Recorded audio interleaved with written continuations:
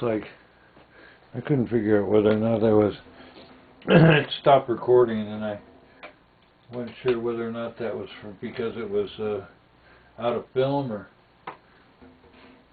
out of time. It appears that it was out of time. So all this has to get this soundproofing stuff.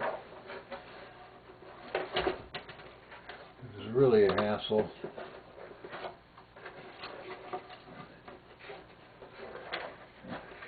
Hard to get this stuff in the right place. Keeps wanting to move around.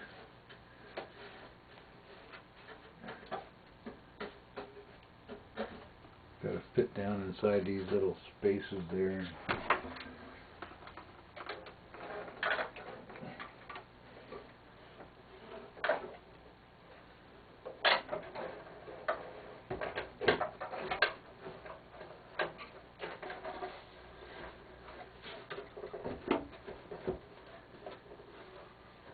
But it's really easy.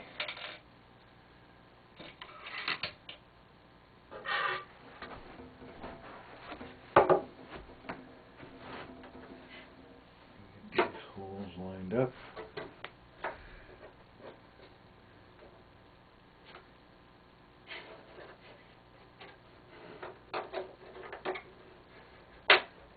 Little brackets that hold this in.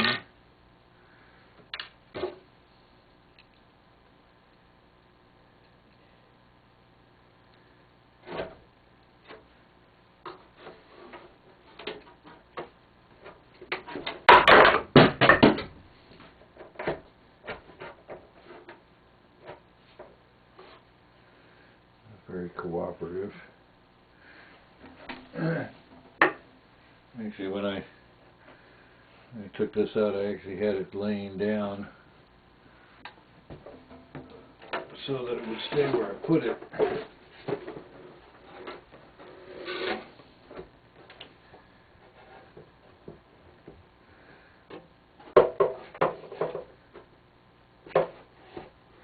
This makes lining everything up a little bit easier.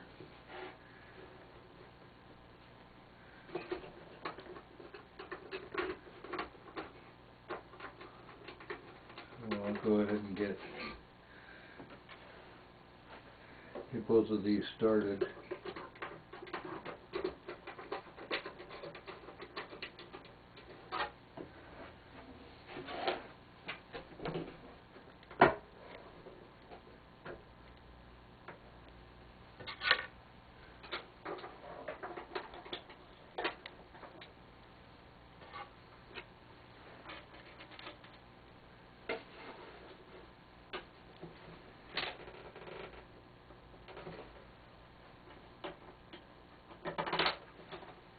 Pays to have small hands, I tell you, sometimes. You gotta get into these tight little spaces.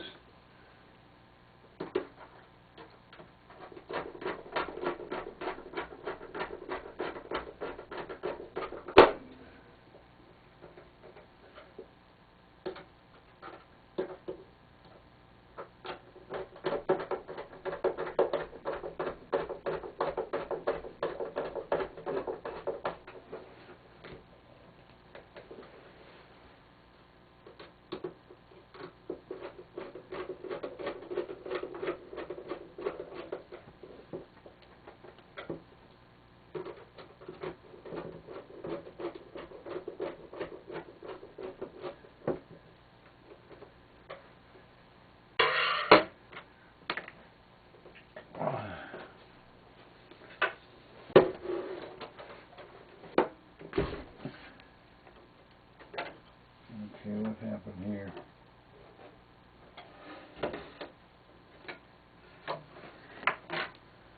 This one key. There we go. One key, it popped out of its groove there.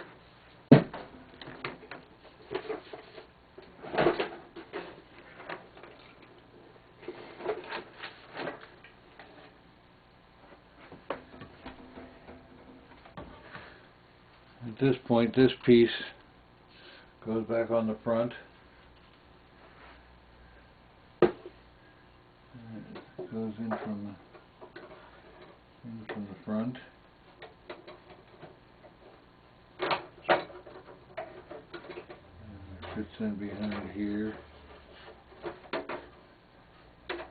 Got these little clippies that come through, and you just bend them over.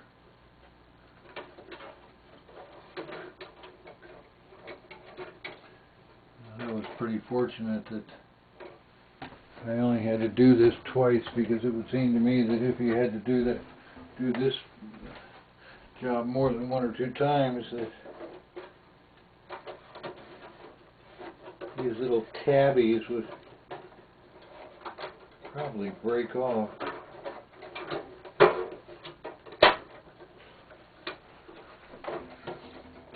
Because like I say, they just bend. That's all that holds that in place.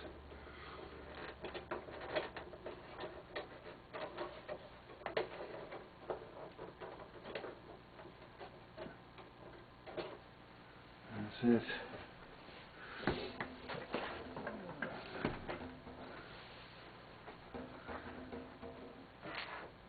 At this point, probably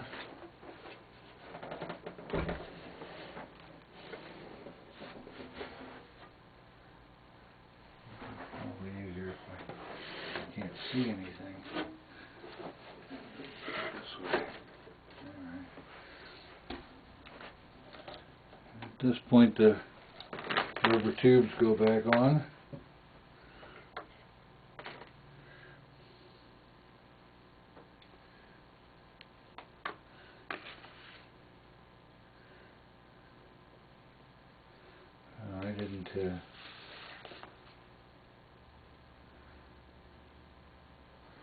I didn't line them up previously, so they're all out of order.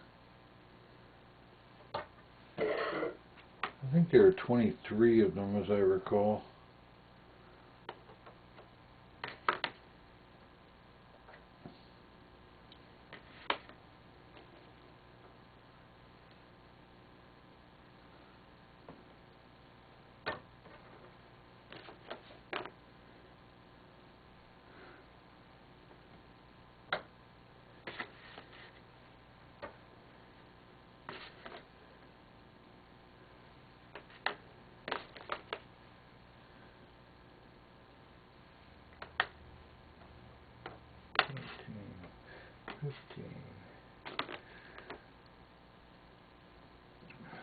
Four, three, 1, 23. I didn't have any sort of a template or anything like that to work with these. I can show you before I put these in, or as I'm putting them in, I can show you how I sized them.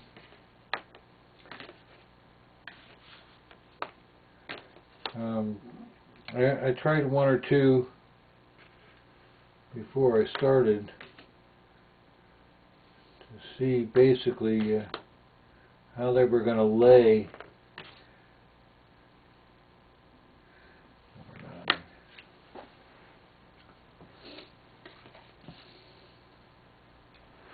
And what I did is I put it in down here, put it on the fitting down here, and these have a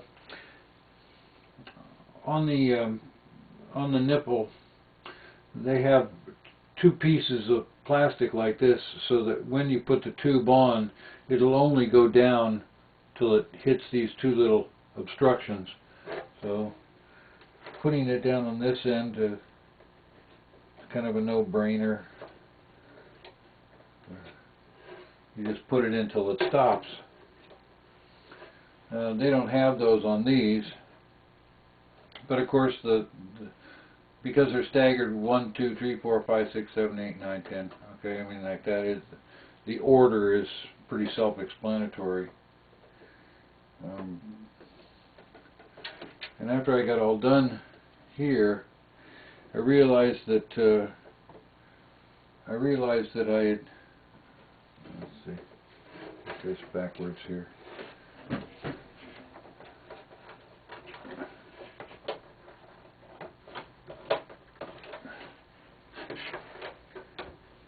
Getting these out at this angle is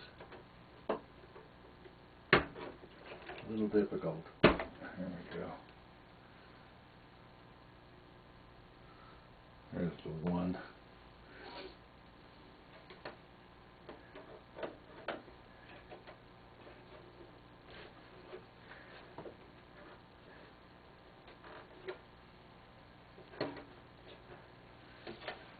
I purposely cut all of these a little long because I didn't know how they were going to lay, what was going to get in the way, and everything like that. So now that I'm putting them back together for the last time, I'm going to take a slightly different approach. I'm actually going to start trimming these down a little bit at a time. And what I'm doing is I'm making a mental note as to where the tube ends up in relationship to the upper spool here. See how it looks, see how it lays, and see how it curves.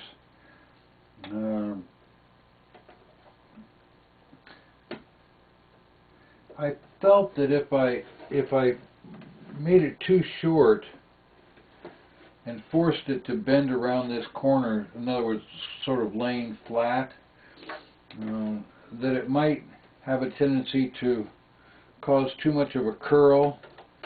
You can't really see that from where you are, but as you pull this further in, it's going to cause this bend right here to get more and more aggravated.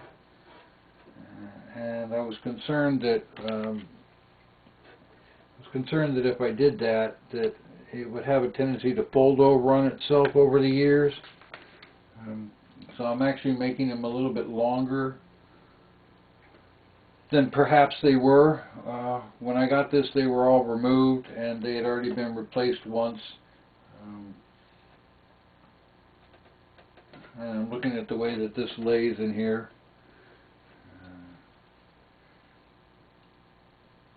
And I've already had the other pieces in once to see how they fit, and they fit fine. There's no interference with the other piece. There's another piece that goes right here. I know that they're already short enough the way that they are. They're already short enough that they don't interfere with anything, so that's not a problem.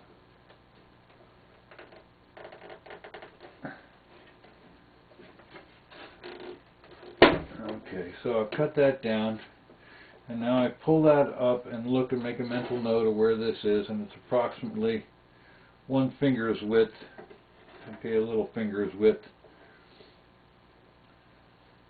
along this plane right here. So what I'm going to do is I'm going to put each one of the tubes in, pull them up to this point, and then trim them down. When I did it the first time, I did 1, 2, 3, 4, 5, 6, 7, 8, 9, 10 in perfect order, and that worked fine for the testing. To put them in the final, I'm going to do the bottom row first and then do the top row. So we're going to do one, skip one.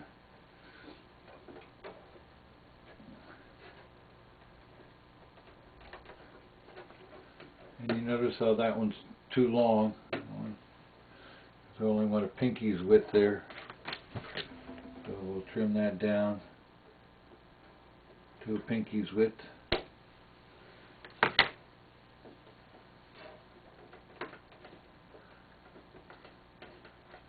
And what we'd like to get is to get these nice and even, all the way looking nice and even.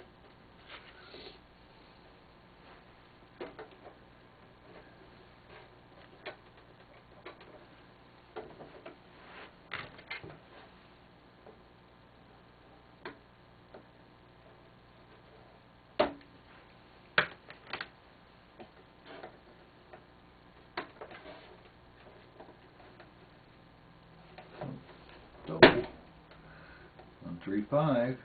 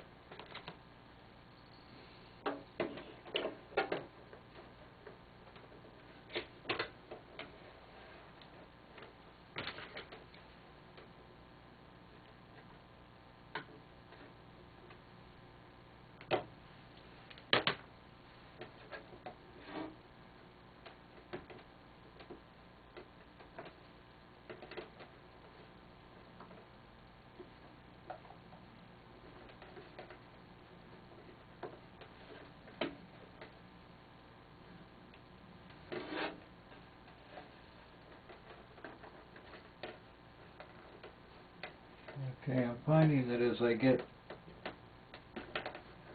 a little further up here, what these things don't like to come back off. I'm finding that as I'm getting a little further along in the scale, that in order to get these to lay nice and smooth, I have to make them a little bit shorter than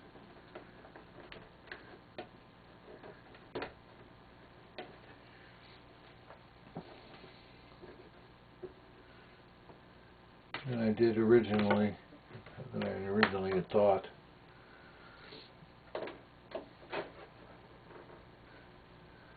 So I'll make a mental note of that, and then trim them just a little bit shorter. If I did it up here, of course, they'd be way too short.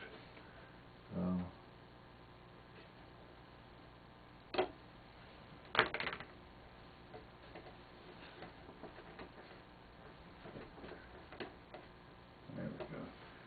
What I'm looking for along here is a nice smooth. In other words, so they're not in and out, in and out, in and out.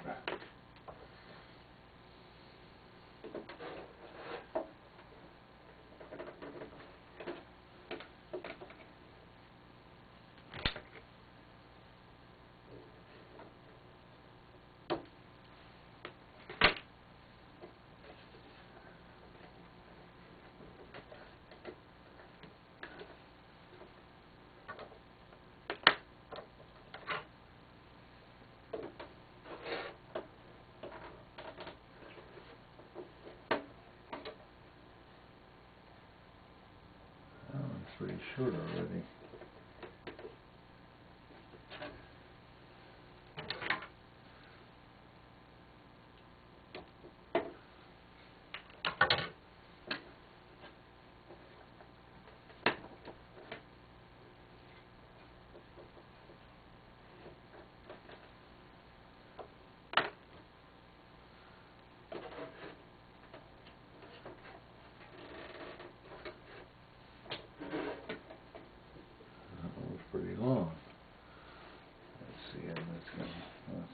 sticking way out.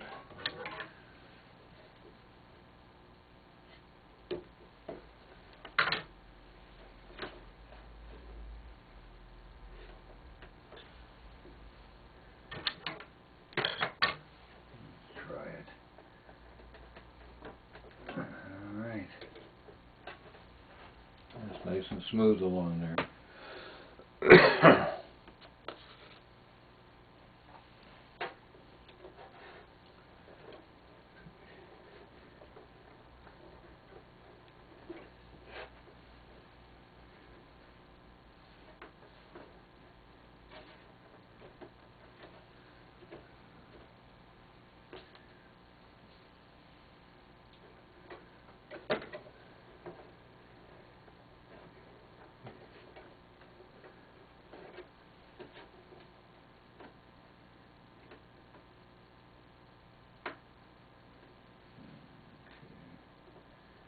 It's going to be a little too long.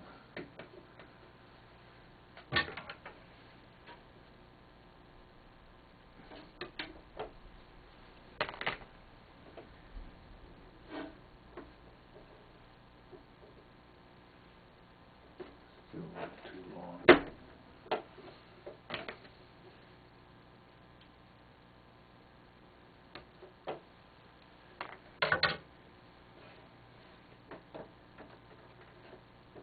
That's nice.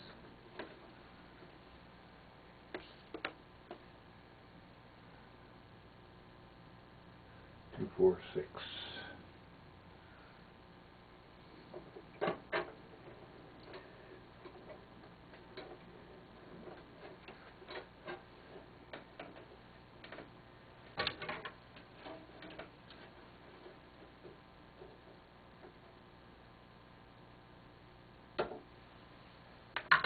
This one comes up to right about the middle right here. Seems to be the right length. Or maybe a little shorter.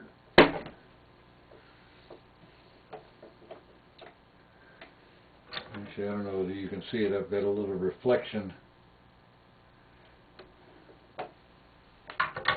from the light here on this piece that I'm using as my gauge. There we go.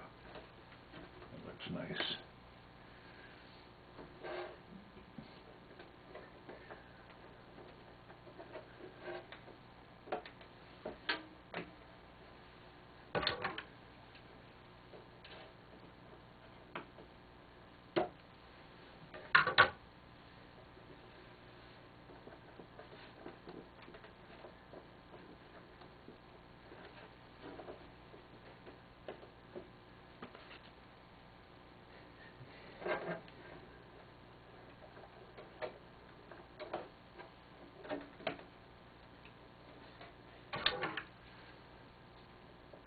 Of course, I'm sure that back when they made these, they had a template.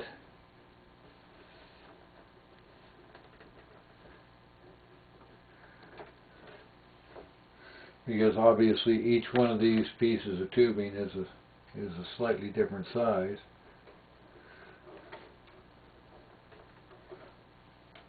So I'm sure they had a template that they used for sizing all of the tubing.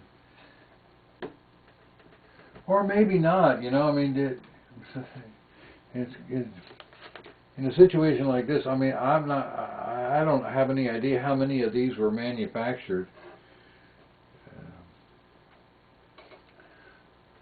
So it's entirely possible that that each one of them was constructed by hand.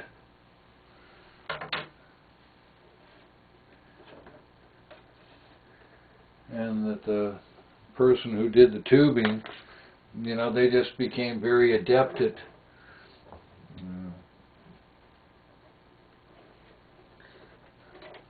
sizing, you know, using a system that's probably not unlike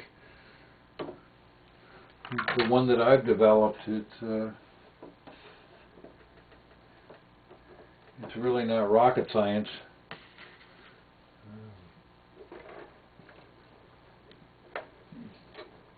I mean, that this falls more into the category of trial and error.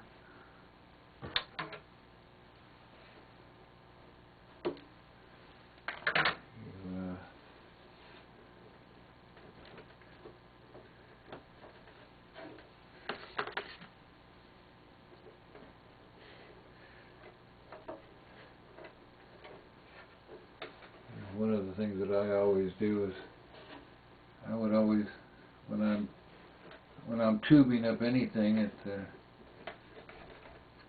I would rather start by making them a little bit too long and wasting a few inches of tubing, as opposed to making them too short, you know, and wasting feet of tubing.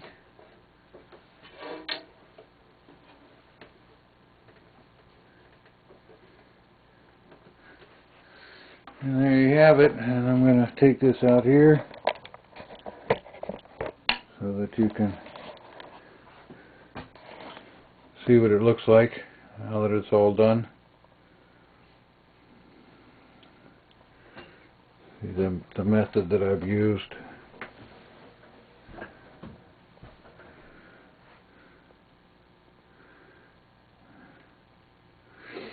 And we're ready to move on to the next step.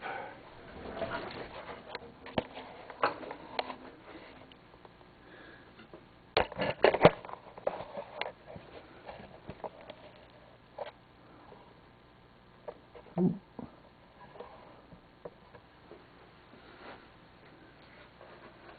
trying to remember how I did this next step. It's kind of weird. As I recall, I have to turn the unit upside down for this next step.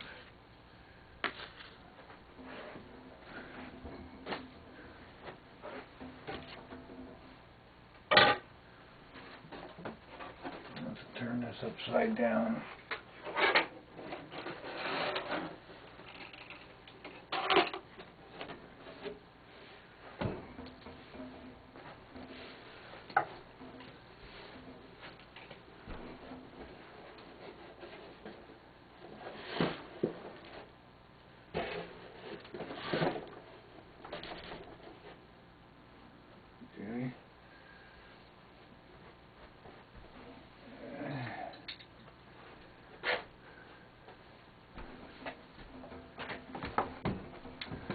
These are the strikers. These are the little parts that actually strike the tines.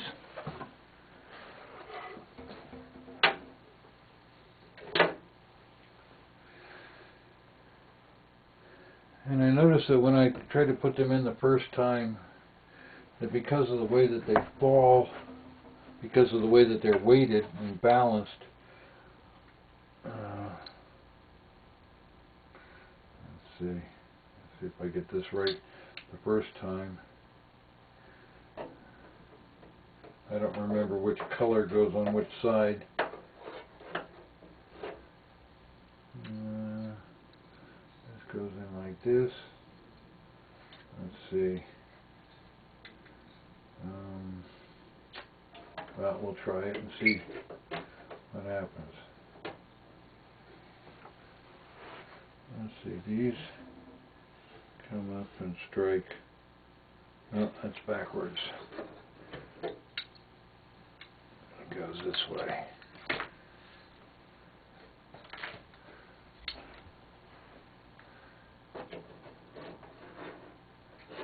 Yeah, that's it.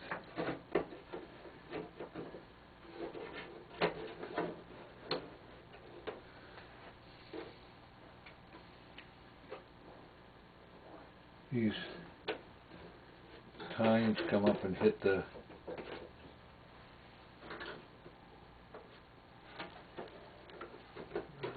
there we go. Everything free in there. One of the things that I noticed as I was taking this apart the first time, is that this particular screw doesn't line up real straight, and yet when it does, it pulls all of this into a line. So I mean, a little manufacturing defect that they had when they built this thing, they took care of by actually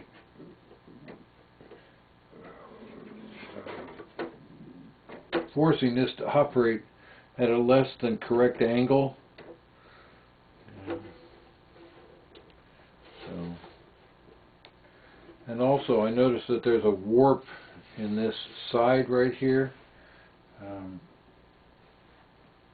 going to get my heat gun.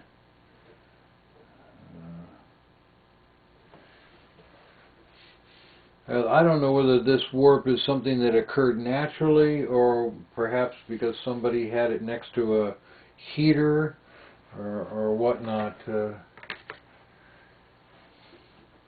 you know, I noticed that this is not square, not straight. So perhaps before I put this back in, I should go ahead and attend to that.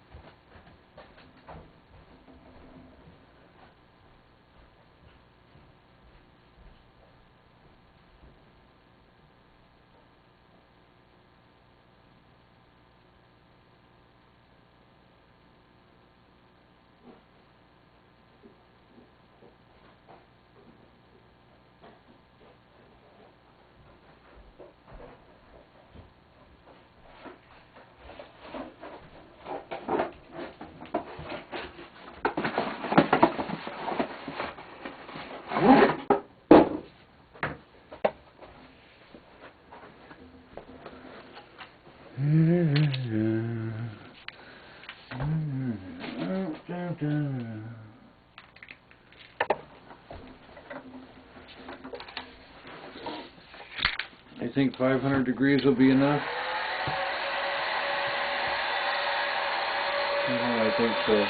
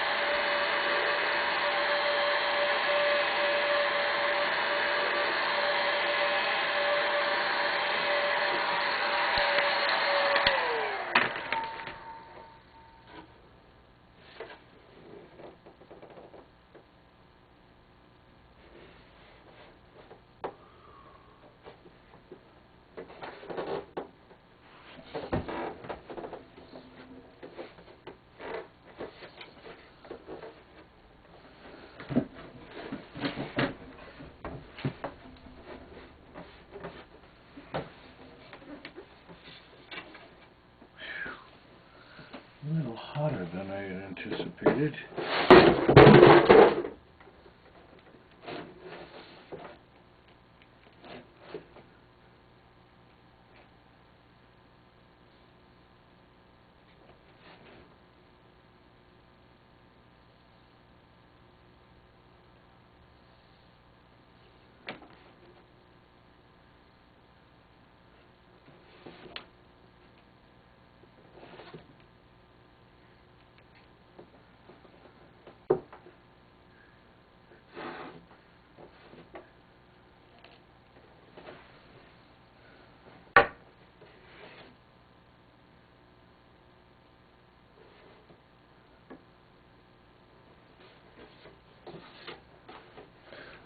It's a lot better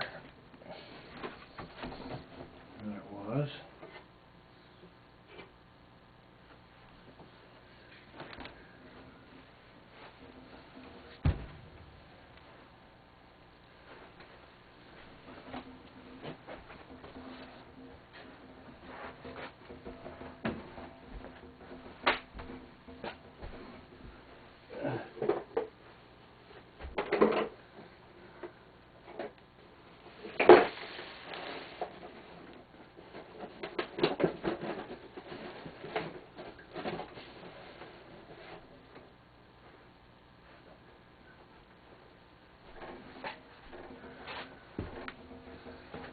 We didn't have a catastrophe, so we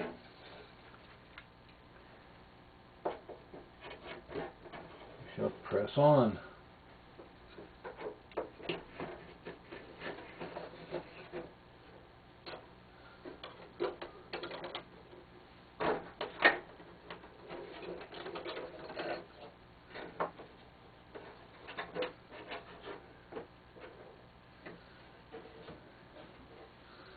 Alrighty.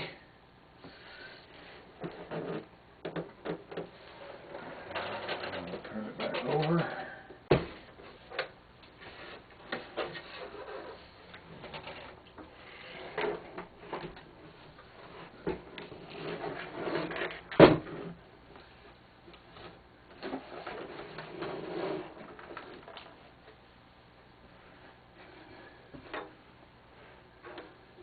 And at this point, put in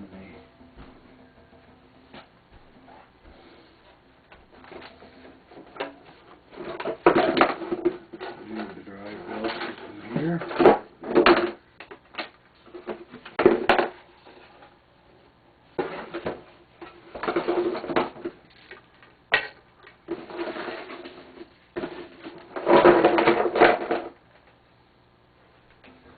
I actually feel very fortunate that that this drive belt was in one piece.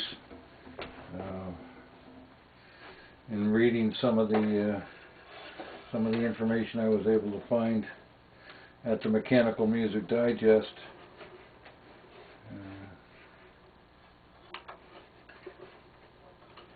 getting a replacement for this belt is not easy. So I feel fortunate that that this unit had its belt intact. For test purposes now, I'm just going to go ahead and secure this in place temporarily. Can't screw it all the way in because the back is supposed to go on here. The back has the tines. This is actually lining up much better now that I've got it untwisted.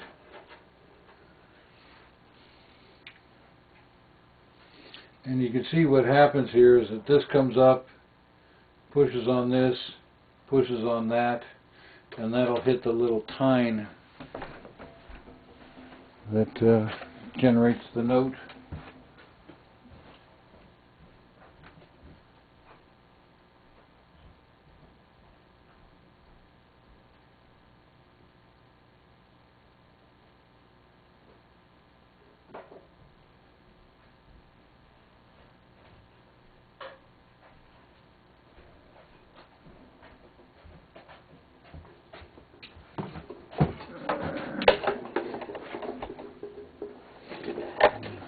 These are the tines.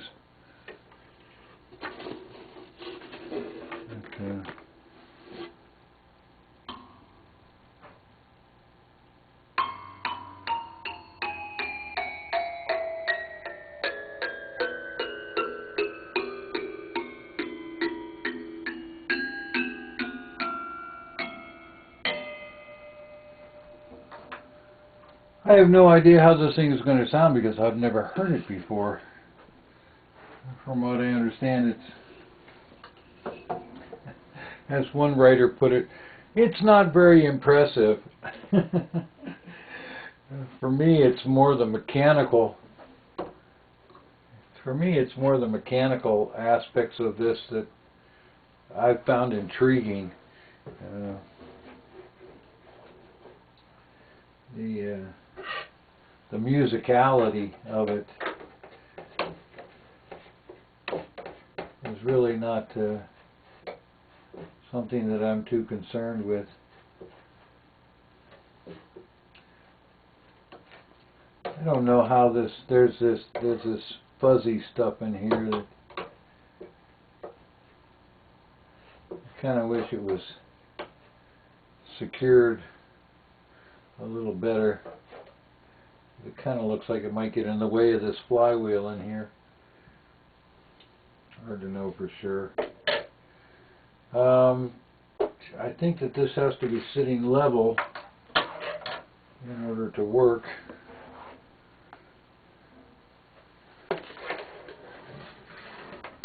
So I'm going to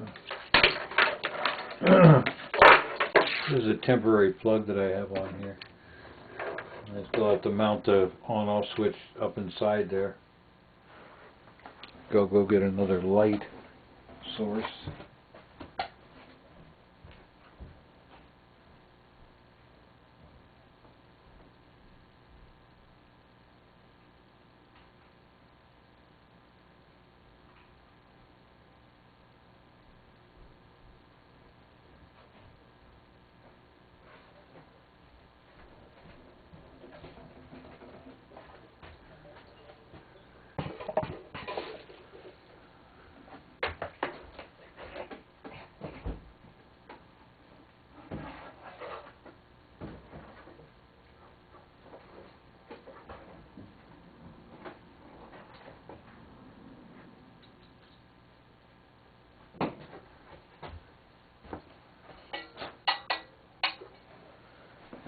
Go.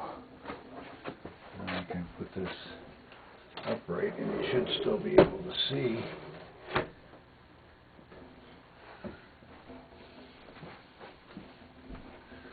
On the other side here is a music roll. I'll show you that in a moment. And it looks like we can space these keys a little bit. I'll play with that a little bit later. Okay. Where are you getting hung up here? What's the problem? Uh-huh. Okay.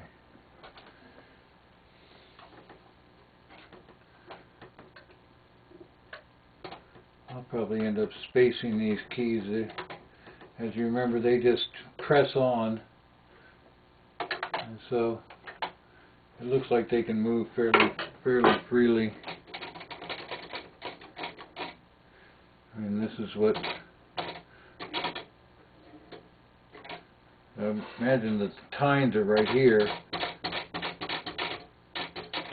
So these just hit the tine and then bounce back. I don't know what's going to happen when I actually turn it on, because there's nothing to prevent these from falling forward, which is probably what's going to happen. They're probably going to fall forward, and that will kind of jam things up